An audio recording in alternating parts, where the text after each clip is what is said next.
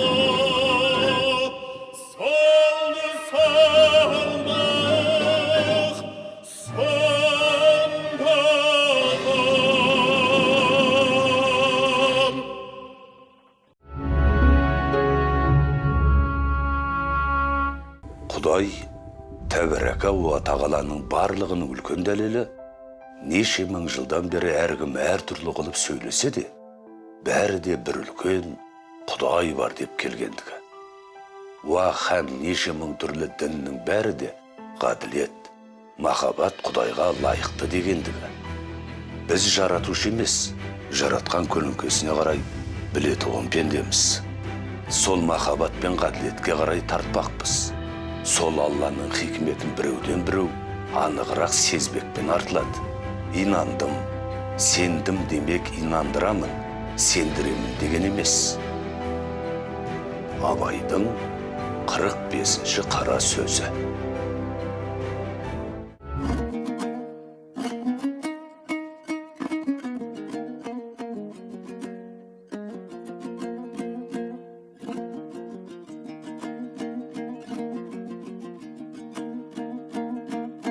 Өлсем орным қара жер, сыз болмаймай. Өткір тіл бір ұялшақ қыз болмайма. Махаббат қадауатпен майдандасқан, қайран менің жүрегім мұз болмайма.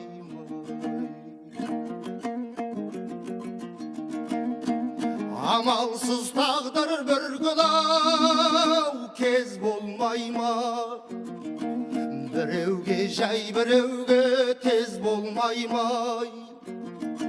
Асау жүрек аяғын шалыс басқан, жерін тауып артқығай сөз болмайма.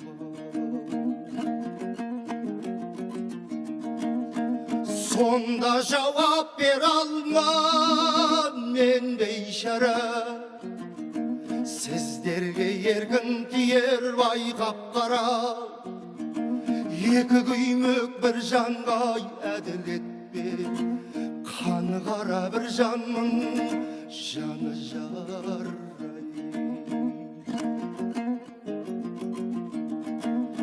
Жүрегімнің түбін ай терең бойла. Мен бір жұмбақ адаммын, оны дойла. Соқтық балай соқпақсыз жерде өстім. Мыңмен жалғыз алыстым, кінә қоймай.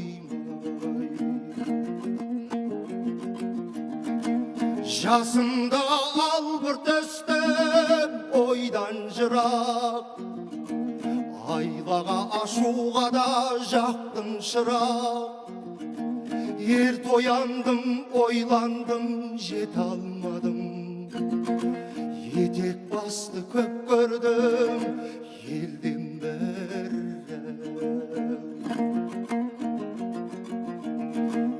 Ішім толған умедерт, сыртым дүрдөй. Мен келмеске кетермін түгендірмей.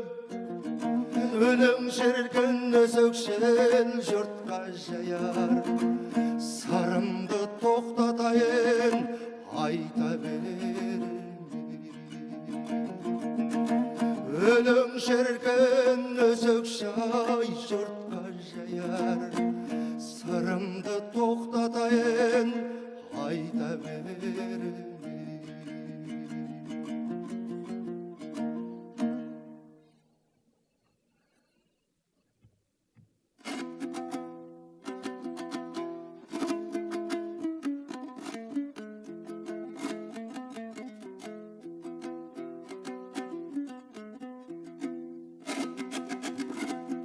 Бойы болған, сөзі жылман.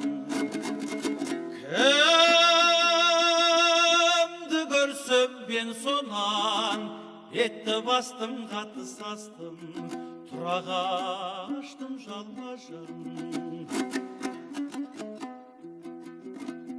Бас құрасы, мал сұрасы,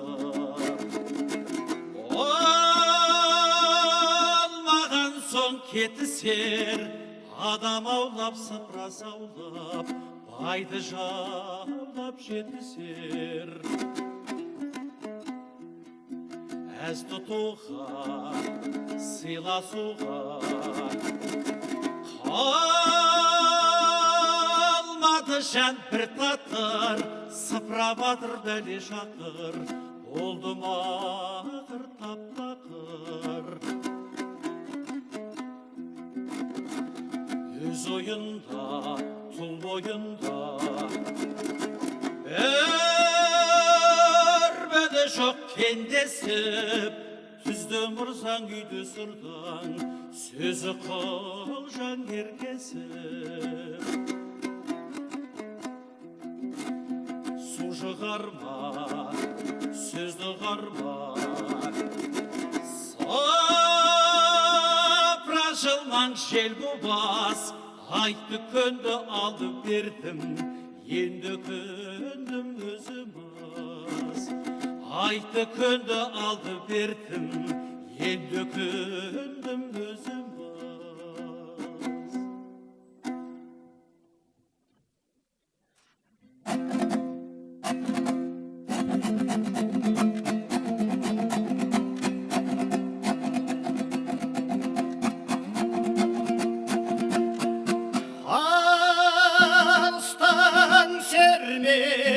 Жүректен тербеп, шымырлап бойға жайылған, қиуадан шауып, қисынын тауып, тағыны жетіп қайырған. Толғауы 90 қызыл тел, сөйлеймін десең өзің бел.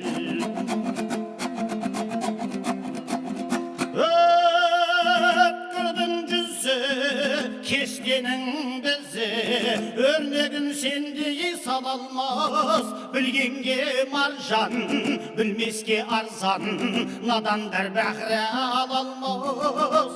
Қиналма бекер тілмен жақ, көңілсіз құла ой құла.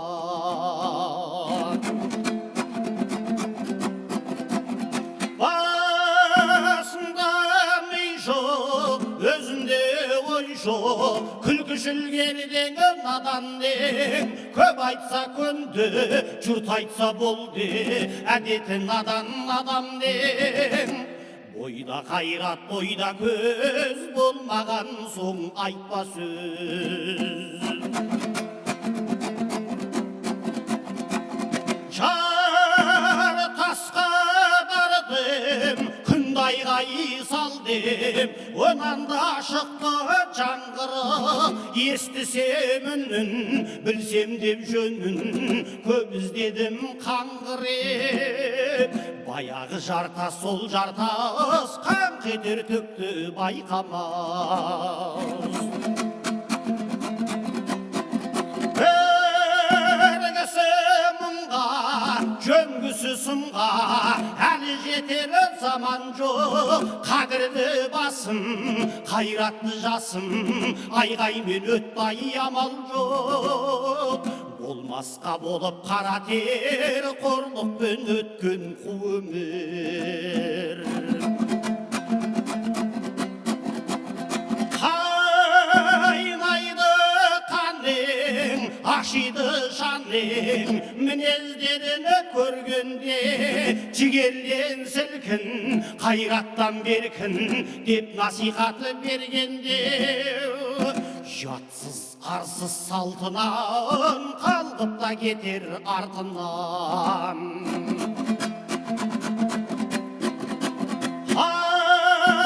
Атадан алтау, анадан төртеу, жалғыздық көрер жерім жоқ. Ағайым бек көп, айтамын ептеп, сөзімді ұғар біреу жоқ.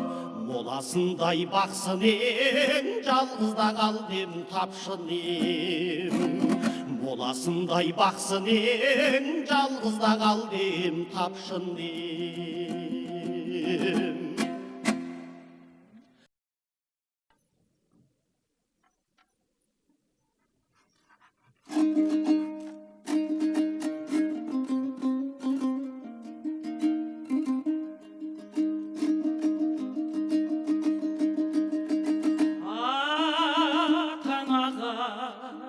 Көз уаныш алдын алған еркесі көкірегіне көп жұбаныш гүлденіп ой өлкесі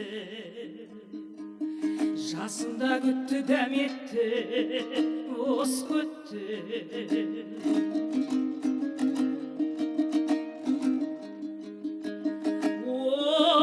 оқытарсың молда қонай үйретерсің әрнені медеветі бойы соны жаны тыныштық көрмеді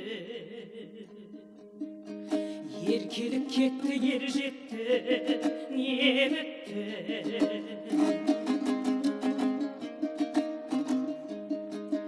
ата көңіл жан баса бір артық өнер шықпасай ел танымай үй танып құр шаруасында ұқпаса үміті қайда соны ойла абайға сүйер ұлым болса сен сүйінерге жарар ол сүйкімі жоқ құрмасыл бей сүйретіліп өтер сол табылмас қайла ойбайла не пайда табылмас қайла ойбайла не пайда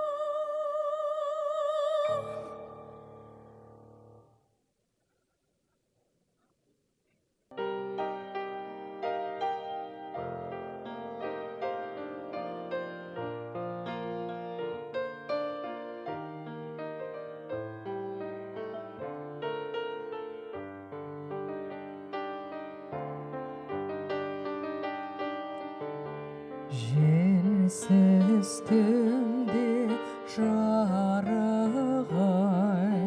сәулесі суда дірілдеп,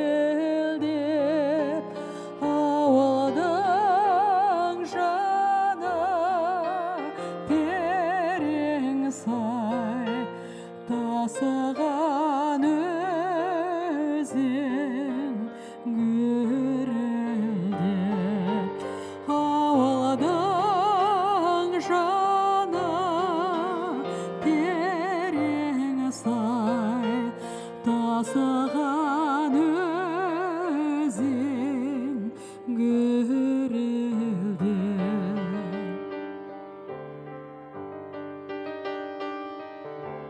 Қалың ағаш жапырағы сыбдырласып өзді-өзі көрінбей жердің топырағы, құлпырған жасыл жер жүзі көрінбей жердің топырағы, құлпырған жасыл жер жүзі.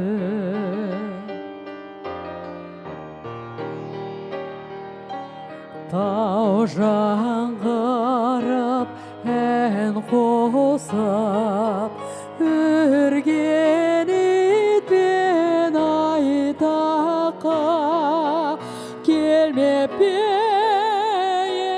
едің, жол тосып жолығуға, аулаққа келмеп пе едің, жол тосып жолығуға, аулаққа.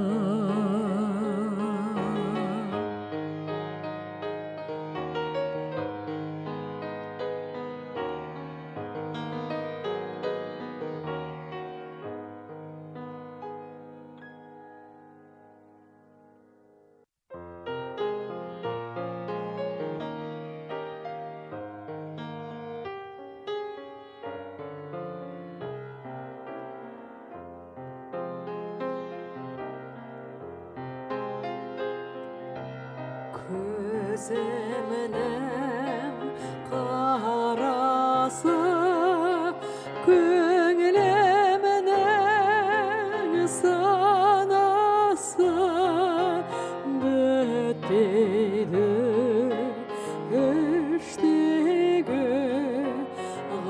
ғашықтың жарасы, бітпейді іштегі ғашықтың жарасы.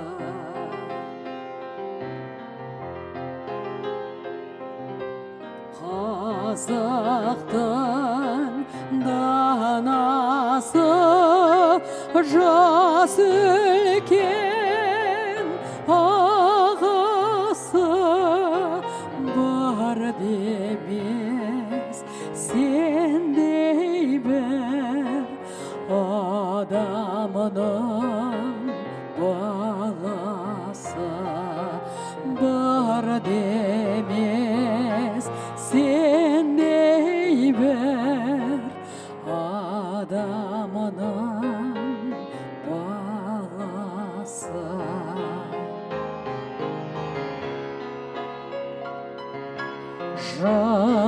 Жалайын, жарлайын, ағазып көз майын айтуға келгенде, қалқама сөз даян туға келгенде қалқама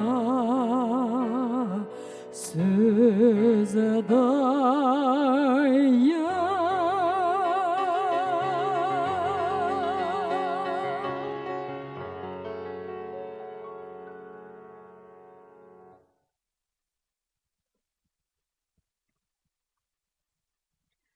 Келесі тыңдайтын әндеріңіз Абай атамыздың керемет әндерінің бірі «Өзгеге көңілім тоярсың».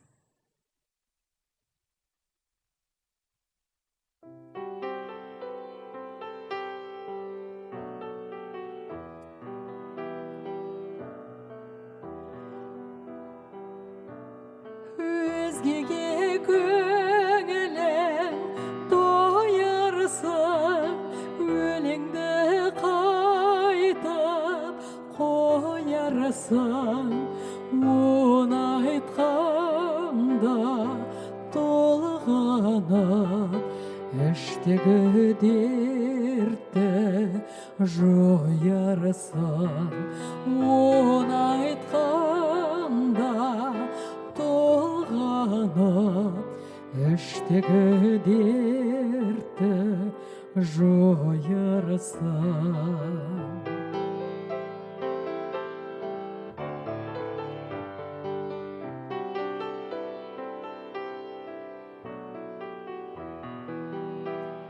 Сайрада зарла қызыл тіл, қара көңілім оянсын, жыласын көзден жас ақсын, омырауың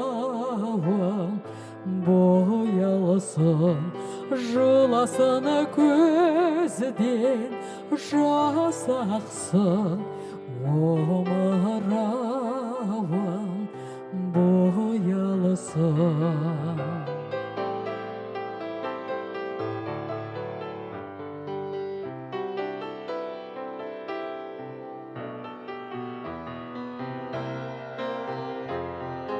Қара басқан, қаңғыған, қас неден оны оғалсын, көкірегіңде оты бар, құлағын ойлы ер саласын, көкірегіңде оты бар, құлағын ойлы ер саласын.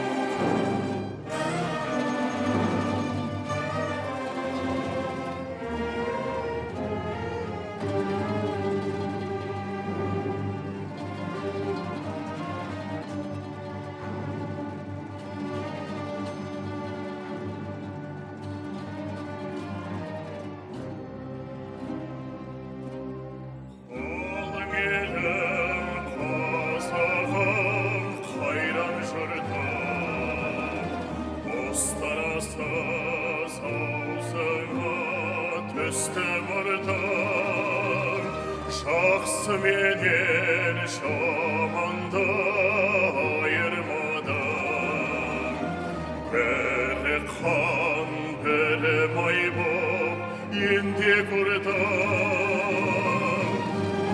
Бет бергенде жарайым сондай жақсы, қайдан ғана бозылды сартша сырдан.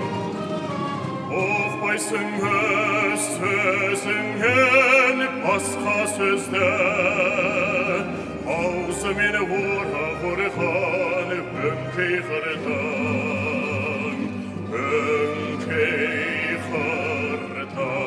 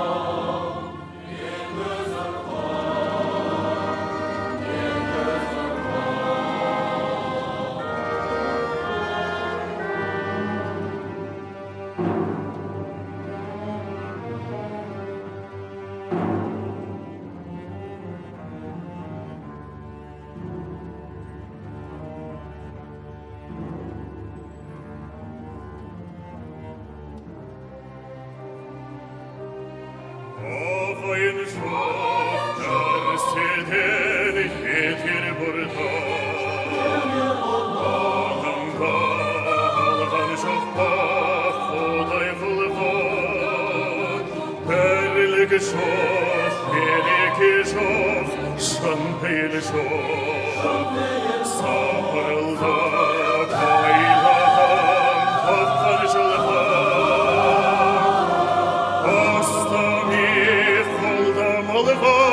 талас қылған, күш сынасқан көндестік қостау шырған.